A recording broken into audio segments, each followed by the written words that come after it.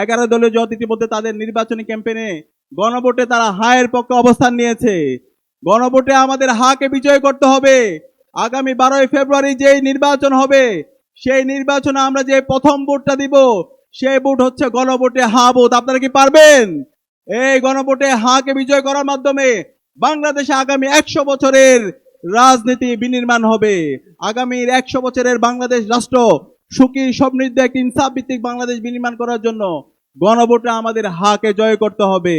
হা মানে হলো আজাদি, আর না মানে হলো গোলামি।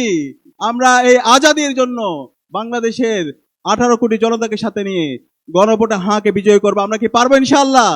ইনশাআল্লাহ। একই সাথে আমাদের ইনসাফের প্রতিনিধিদেরকে এই আসন্ন নির্বাচনে ব্যাপক ব্যবধানে বিজয় করতে হবে। আমরা কি পারবো? ইনশাআল্লাহ।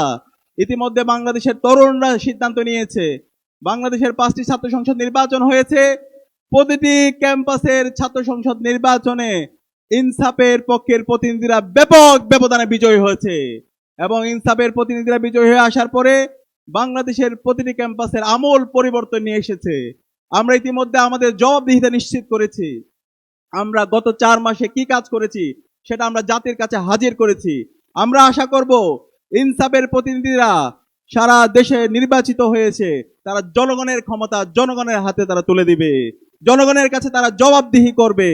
আমরা একই সাথে এই নতুন বাংলাদেশে দেখতে চাই না রাজার ছেলে রাজা হবে। আপনারা কি দেখতে চান?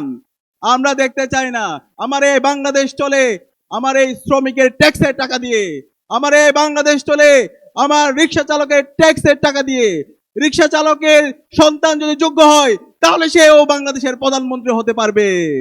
শ্রমিকের সন্তান যদি সে যোগ্য হয়, তার মেধা যোগ্যতা শ্রম দিয়ে সে বাংলাদেশের প্রধানমন্ত্রী হবে। সুতরাং রাজার ছেলে রাজা হবে, সেই নীতি আর বাংলাদেশে চলবে না।